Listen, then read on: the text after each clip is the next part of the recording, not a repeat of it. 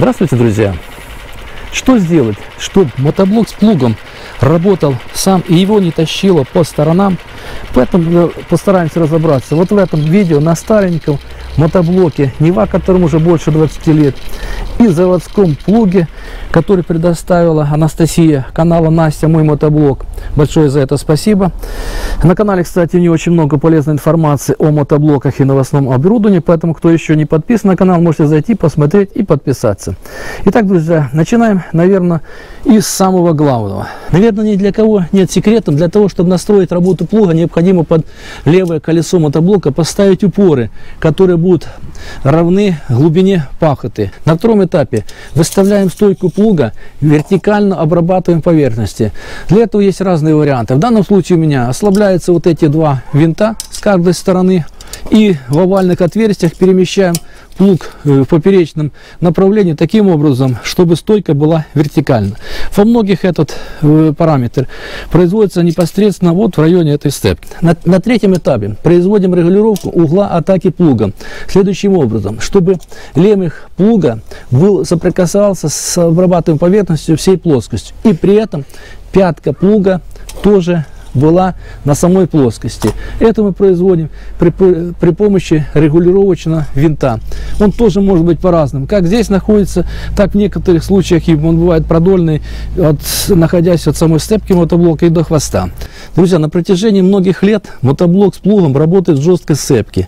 Для этого при помощи двух упорных болтов, которые имеются с каждой стороны, их фиксирую таким образом, чтобы прямолинейное движение плуга было точно такое же, как и прямолинейное движение мотоблока. То есть ось мотоблока должна совпадать и с осью плуга. Они должны быть линии эти параллельные.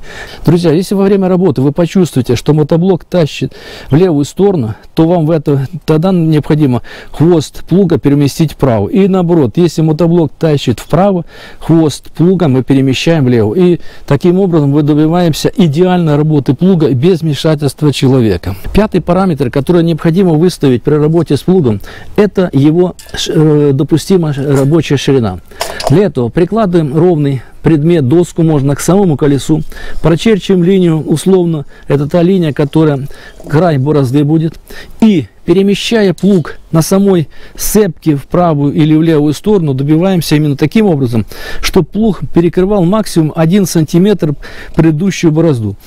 На этом плуге с этой сцепкой делается это довольно легко. В связи с тем, что здесь форма сцепки параллелограмма, имеется диагональная сцепка, перемещаем сцепку в ту или иную сторону, мы можем практически на 16 сантиметров передвигать плуг вправо-влево в левую сторону. Об этом я подробно показывал в видео, где была информация об этом плуге.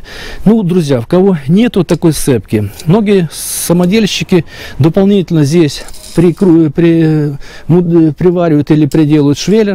На швеллере масса всевозможных отверстий, и перемещая уже плуг по отверстиям, именно добивается вот этой ширины.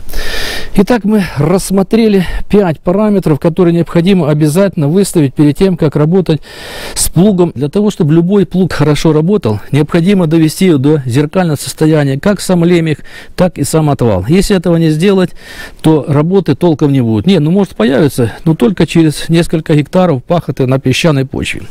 Для того, чтобы для начала, для старта, а мотоблока не так уже много сил, необходимо его отшлифовать. Если я скажу так, если качественная сталь, друзья, то обычными вот этими наждачными шкурками или кругами никак не получится. Более-менее еще работают лепестковые круги. А лучший вариант я уже испытал. Вот этот круг типа мочалка. Вот я прохожу сначала вот этим кругом типа мочалочка. Он очень хорошо ощущает краску и слегка металл берет. А после этого довожу уже лепестками и вот этими шкурками, как минимум, начиная из сотки, 180 и заканчиваю 300 шкурочкой. Тогда сам лемех и отвал блестит, и на него меньше прилипает почва. Со временем оно все отполируется.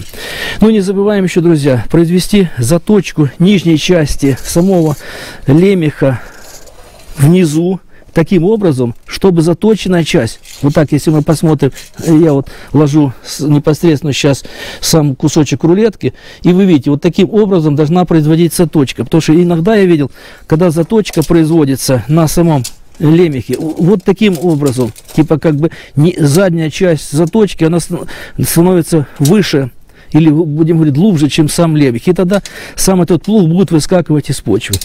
Ну и кроме того, не забывайте, друзья, заточить из-за вот эту часть лемеха и отвала. Потому что если нет у нас отрезного ножа, то эта часть работает как отрезные ножи. Это помогает работе. И еще в связи с тем, что у нас, как говорится, каждая лошадиная сила на учете при работе с плугом, не забываем еще отшлифовать вот эту часть полевой доски. Если в нашем случае конкретно вот плуг комплектовался с упорным колесом, друзья, то полевой доске я со временем буду отрезать нижнюю часть буквально таким образом, чтобы здесь она была, ну, миллиметров 5 не доставала почвы. И саму пятку на полевой доске тоже буду отрезать. Она не нужна.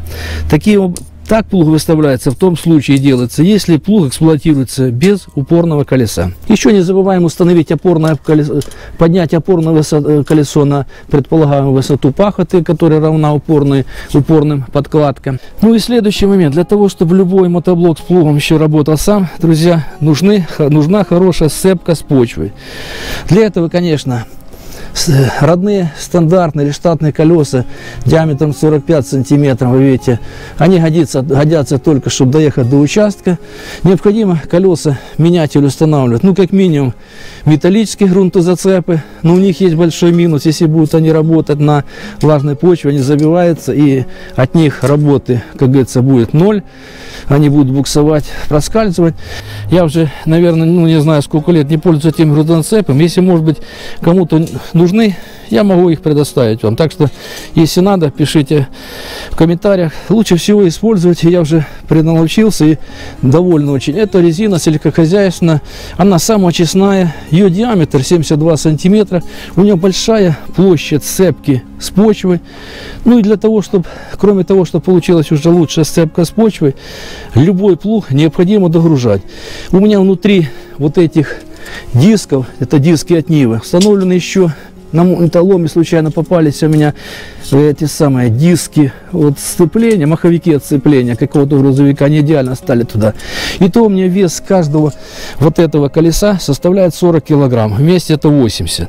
Плюс плуг весит более 30 килограмм. Соответственно, противовес плугу на носу тоже от бусика стоят два маховика, плюс еще железяк. Итого здесь спереди еще порядка 40 килограмм. И то, друзья, вот такой мотоблок вместе с грузами весит более 200 килограмм. За счет этого и получается более-менее нормально спаш. Друзья, вот и все, наверное. Вкратце я поделился с вами своим опытом работы с плугом. Вы видели уже не один год, как он работает у меня, и с предыдущими плугами, и с этим плугом.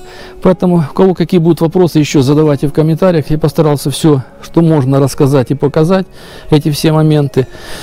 Ну а вам, друзья, во-первых, крепкого здоровья, успеха, удачи, хороших пахоты, хороших урожаев, всего хорошего и до встречи на канале. До свидания.